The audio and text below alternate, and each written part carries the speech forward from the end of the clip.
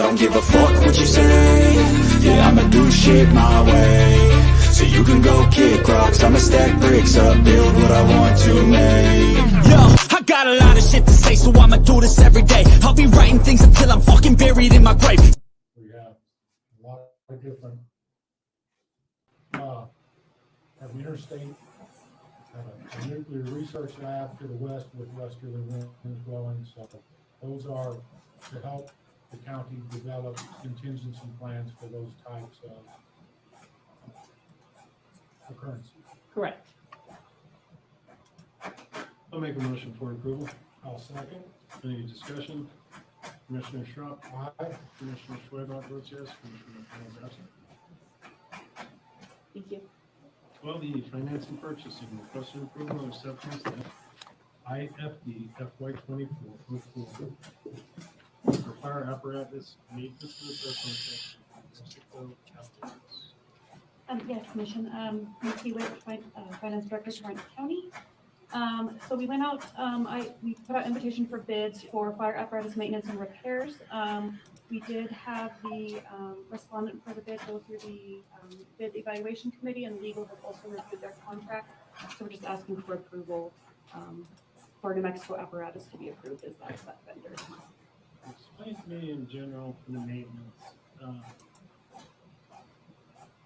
This is similar to like there's a set hourly rate.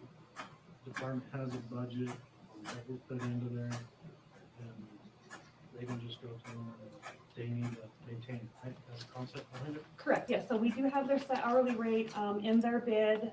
They still are required for their contract to provide us quotes for large repairs and things like that. But it does allow them to provide the maintenance for the fire apparatus. Including testing to make sure all these apparatuses are Correct. in standards. Correct, correct. Okay, perfect. I'll make a motion for approval. I'll second. Any discussion? Commissioner Schropp, Aye. Commissioner Schwebach votes yes, Commissioner McCall is absent. Item 12. Hey, Caucasian.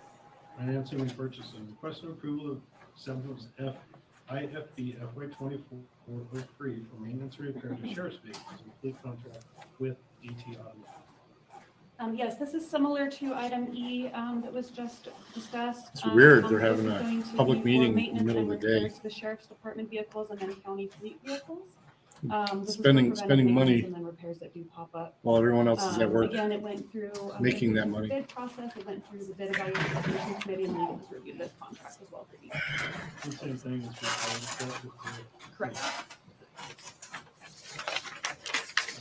I'll make a motion for approval. Second. Is there any discussion? Commissioner Schropp, Aye. Commissioner Schwebach votes yes. Keep spending that money. We've already gone over 12G, so 12H. Requesting approval to submit application to Carroll Petrie Foundation for the Referred Emergency Animal Care and Health. The spay neuter in that program, in the Torrance program, requesting $25,000 per program, total of $50,000. Amanda Lupon, Grants Administrator. Jeanette Langdon, Director of Grants and Human Services. So we're just requesting approval to submit an application to the Carroll Petrie Foundation. This program has been very successful, which Jeanette can speak to, and it's increased the number of people not only adopting animals but also reclaiming animals if they have been turned in. Yes, we use the snippet. It's not only for the general public, but it's also for people to reclaim their animals. If it's an owned animal, it can be run through the snippet program, which they only pay for vaccines and microchips, sterilization. And then, of course, the REACH program is a medical program to help with animal emergencies, owned animal emergencies. You got a minute to catch it. We like it. What is it? There is no no. I'll make a motion for approval. Second. Is there any discussion? Commissioner Schropp, Aye. Commissioner Schwebach votes yes, Commissioner McCall is absent.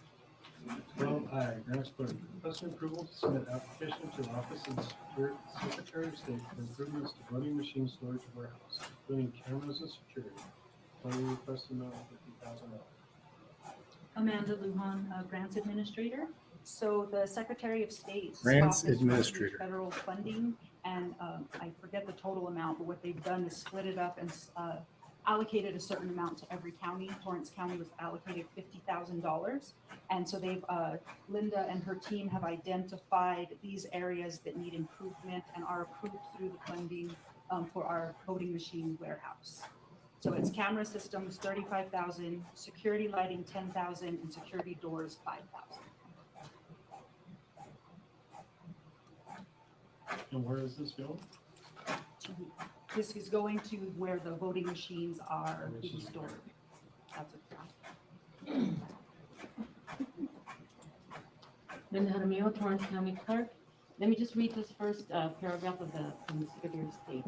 It says, Dear County Clerk, in the ongoing commitment to ensure the security of New Mexico's election infrastructure, the Office of the Secretary of State is accepting applications from all counties to obtain funds from the office through a federal subgrant to address physical and cybersecurity needs at the county level. The subgrant is to provide immediate funding directly to counties to address security gaps identified during the prior annual audit event of the primary election 2024. The office kindly requests your county participants to complete the grant, which we did. So we have issues out there with security. The voting machines do not belong to the county, they belong to the Secretary of State.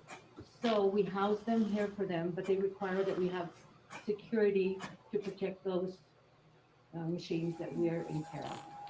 And this grant will help us increase the security by getting cameras. The gate, since the road department is gone, that gate is a dangerous gate. So part of this grant will fix that gate to where it doesn't fall off the hinges and stuff. And then cameras, in case somebody tries to get into our storage unit and mess with our machines. And cameras, security. So who has access? Cameras to live, all too. the cameras? We do. That's weird. Make a motion for approval. Thank you. Is there any discussion? Commissioner Schwab? Aye. Commissioner Schwab votes yes. Commissioner McCall votes yes.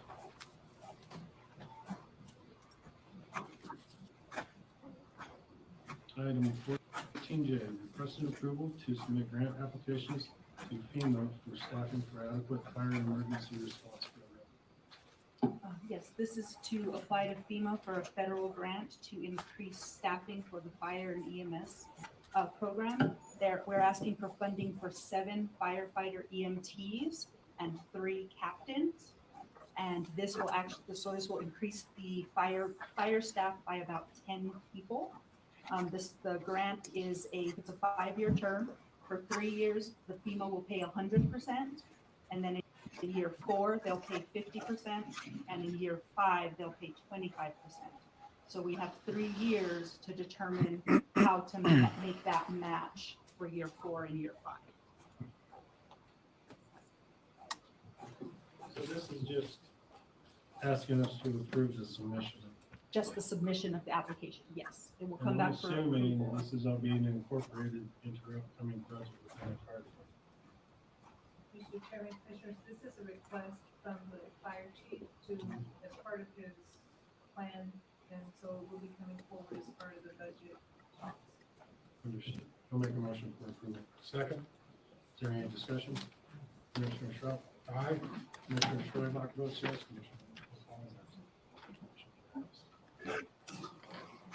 Item 12K, grants human resource, requesting approval to submit grant application to New Mexico Public Education Department for summer enrichment internship program. Total requested amount of $154,460. Amanda Lujan, Grants Administrator. Once again, we are requesting approval to submit the application for the summer enrichment program. This would be our 3rd or 4th year receiving the grant, and we place students from all the different school districts with employers across the county, and the state public education department actually pays their salaries. So it pays we're hoping anywhere from 30 to 50 students. We're requesting 154,000. We're not sure how much we're going to get yet, but we're hoping for 30 to 50 students, and then it also pays for 4 coordinators to actually manage those students and employers. And as I said, we've had great success with this program for the past 2 or 3 years. Last year, this was a very successful program, and it also included homeschooling. So not just the brick and mortar schools, students are eligible for this for homeschooling as well. And a number of those that participated in the program in my district found employment with the same person after the grant period ended. Yes, it has led to a number of full-time positions for the older students looking for work. Mr. Chairman, Commissioners, it also allowed us to hire some of the interns that we have for the program. I do know there was discussion amongst the county manager as to how many we're going to continue to utilize these funds. Howdy, Individual working. Steve. And Yes. some of Nice to the- meet you. Meet you too. Have a seat. We have a couple of things ready for us here. amount of work that the staff has to put into managing this. I know You live here in that Monroe? County, this is very important, and a lot of our youth would not be able to have opportunities to work in the summertime if we did not have. Job isn't here, I think. Not this building. It's Spectrum Foods, but it's over on Telegraph. It's not too far from here. You have transportation? Home place. Just need the job. Now, we did get everything done online already, right? Everything as much as, that's like portable thing. Whatever. Okay. The only thing I'm hoping, I don't know what the THC thing is. I don't even worry about it. It's, and Question. just don't come to work, Buzz. That's the big thing. They consider it the same as alcohol. I'm an recovering alcoholic, and if I don't smoke weed, I have to be dead. I'm the same boat. 50%? I would say it's But I That's have the my, thing I was worried I do have my card, but I'm a resident of Ohio, so it's, I just literally started smoking. you don't need it here. Yeah, So no. apparently we don't need it anymore in Ohio. But we'll see. Me and alcohol, my life has been integral for the last 25 years, and I'm finally gotten out of my life, so far it's been almost a year and a half, so let's see. That's it's 2012. This has been like 12 the years. fifth or sixth time I've done it. Well, 12 years on the 15th, actually.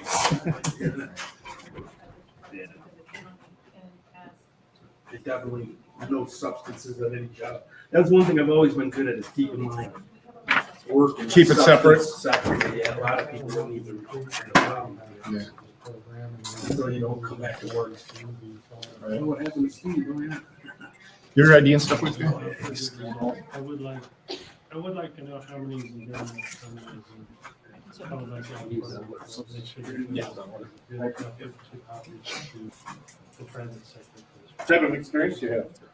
Oh, a little bit of Make a everything. motion. Garage door installer. Any discussion? I've been working at Goodwill the last year and a half. Commissioner Schwartz? A lot of the time, a lot of under the table kind of work, you know. I I mean, I can stand anywhere for 12 hours and do whatever. What shift were you more? Hey, how's it going? Hey, Come in, put on a seat. preferably in the morning, but Both go. whatever shift premium, whatever, I don't know. Like a schedule I can work. Okay.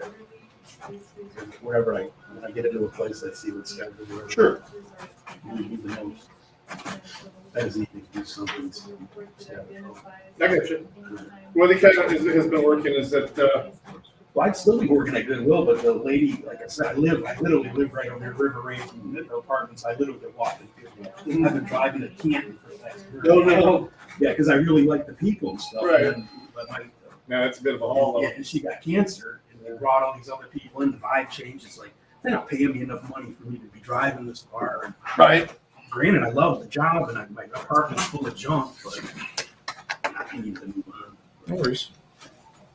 But Well, the goal here is attempt to hire a position. Our goal is to get you hired in there as soon as you hit your 500 hours. And as long as your attendance is good and stuff like that, generally that's what they try to do. That won't be an issue with me.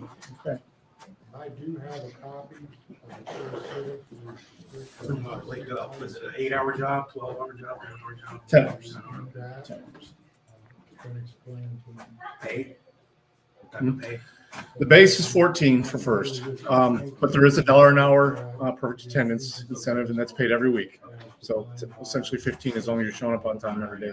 And it's only 4 days a week because it's 10 hours. I like that. So All in a row, hopefully. depends. It's Monday through Friday. So generally it's Monday through Thursday, but as production increases, a lot of times they might even have you work a fifth day, and that's all overtime too. Now, the second shift does have $1 an hour Commissioner Schrock. Aye. premium as well. Public How's comment. it looking? So I received some. Well, I have a guy that started last week. He only worked 1 Assuming week. So many of you are. I'm gonna be here to replacing speak him on the present as soon as committee. possible. It's hard work. What's the deal? Kids. Yeah, It is. I mean, you're working. It's work. It's, I'm not going to work to have friends. sounds like a good spot for you then, man. It's just, First, I mean, unless you- 80% of the ones I send stay, but it's Otherwise, we'll- coming up to the busy time of year. That's what moved me down in the row. I've been working at this distribution center for Okay. 5 years. Where's the sign The up whole sheet? rigmarole with getting hours for getting in that was part-time for 5 years. Yeah, 500 hours. It's about 4 months as long as you're showing up every day. Union guys. My name's Wayne Parker. I am the owner of EDW. I get a lot of people that used to be there. Freezers. Throwing boxes. I'm gonna have you slide over the gray table there, and I'm going to set up some stuff. I'm gonna pull up everything that we've got so far. I need to make sure there's nothing we need to fix, and then we'll get her. Kind of thing, or? Actually, you've done just about everything you need to do on the phone already. I'm gonna pull it up just to make sure everything's good, but yeah, we should be rolling. Well, do you already have steel toes? Since 1995. You can get them? Get them. Is it mandatory? You have to have them. Absolutely, yeah. They will let you work with them. I just started. Now, if you are on any of, They look like this, but. gotcha. The fun part is That works. They don't have to be boots. I mean, shoes are fine because there's forklifts and stuff like that. That's 9 towers state as far as in this valley. I'd like to put up more to get out there So glad I heard back from you. to these rural areas that do not have. I just need something to have. Yeah. You'd like to talk? Yeah, and This plus, summer. I don't know if you've worked with anybody over at Michigan Works too. If you have a food card or anything like that, a lot of times she can help you. I have one. I've done work with them. course. I get it. It's just sometimes No, I the way times are. Job. I went to do Celebration Army. Yeah. I didn't see the Okay, sign good. up sheet anywhere. They're 90 days Good. out. Can I still sign up? Or is it too late? They were even talking about it, and You then know, they were in like, talking about Monroe down here. I moved down and I see Staple the your- Harbor Light place right Great. there. Yeah, Huh? it's Grande. It's weird. I finally got a DUI. And that Oh, can I go then? Downtown Monroe. And then No, we're gonna put you, At the end? we're gonna put you at the end. I had that request earlier. Thank you. You got his name down? I'm great with that. I'd prefer to go. Live here in last. Monroe. There's a request. I did 1630 West do Main. this. I wanted to see if the request came in, that we have some individuals that are held. That I've always moved close to get a job, and then that losing the job or whatever happens, and end up. I've never worked it out where I've had it live where I live close to work. But have see over here. And make sure everybody is honored. Miss Sandy, are you taking care of that? No, they're gonna let me speak, but I have to go last. That is a long name.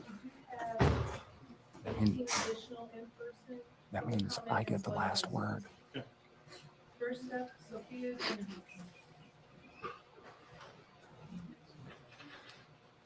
I'm listening to a Zoom call. Good morning. My name is Sophia Genesis. I am the managing attorney for the Asylum and Detention Programs at the New Mexico Immigrant Law Center. And I am here to I have to respectfully participate and I ask have to that be the there, commission elect not to renew the ICE contract with Torrance County Detention Facility when it expires on May 14th of this year. As a drug services attorney who works with and represents detained asylum seekers at well, yeah, I'm- I have been able I've been to with this observe company a while. extremely troubling 12 years, systemic so it's- violations there. You got me Men all over the who place. have I've been lived detained at my house a TCDF while. at completely Drive different up here. times have repeatedly Hours, reported and then go the down same the dire road to conditions, pop off. inadequate and Over spoiled the dirt food, road. lack of access to clean drinking water, a failure to render medical attention, including the I drive a minimum of 100 miles a day. lack of respect for basic human rights and process Yeah, that's true. cases. So, but I I often got, hear I those mean, who I got one that support gets the decent prison's mileage ICE because contract I had try to. and refute persistent reports of I've, violations. my previous This is job was a incredibly paramedic and disingenuous stuff, so I to was me, on the road all the Because not time. only have legal services organizations repeatedly documented these violations, but they have also been confirmed by multiple government oversight bodies and each member of the congressional delegation who has spoken directly with people who are detained there. We are no longer at a point where we can reasonably disagree about what's happening at TCDF with the migrants. The truth, these violations have been known and are well documented.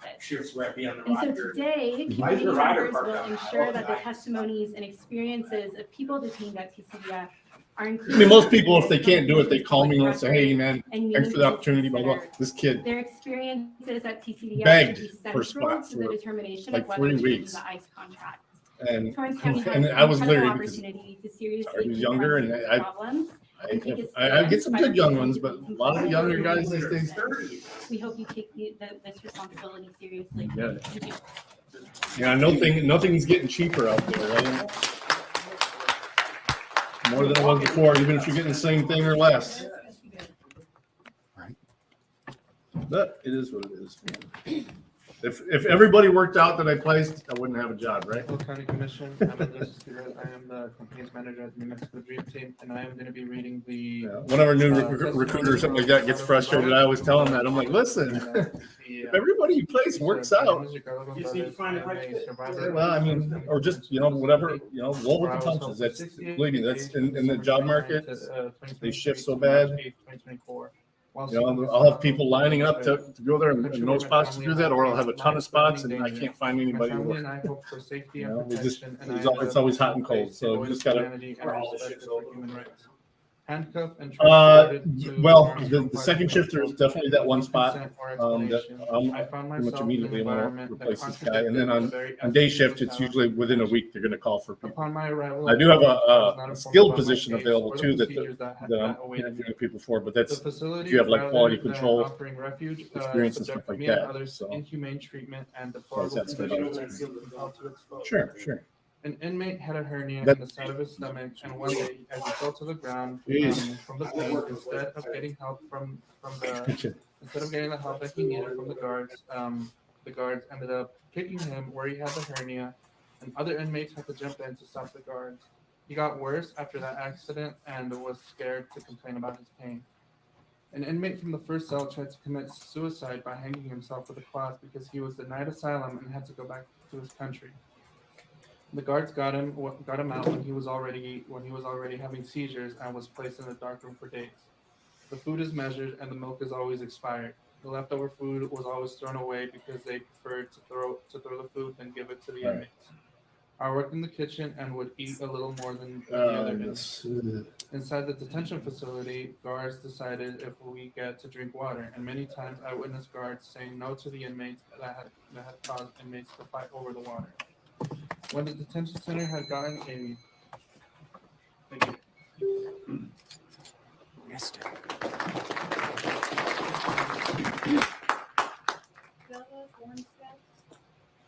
All right, let me just pull up your names down. Make sure that there's nothing I have to ask you before we get rolling. Our names are Luis Duran Acosta and Douglas Chuck Perez. We fled violence in our home countries and to seek safety in the United States. When we arrived on March 20th, immigration authorities told us our human rights would be respected. The reality is anything but that. Our clothes we received at Torrance were used, dirty, and stained. Can you imagine what it is like to be forced to wear dirty underwear? We don't feel clean. Torrance County Detention Facility is very unsanitary. The toilets clog often, and so our cells often smell like sewage. We believe in having good hygiene. It is very important for health, and it is impossible to have good hygiene here because this place is unsanitary. The water in this facility is poor quality, and the guards instruct us not to drink the water out of the faucets in our cell. The guards bring us water in jugs to share amongst the unit, but it runs out very fast. It is not refilled for many hours, sometimes days.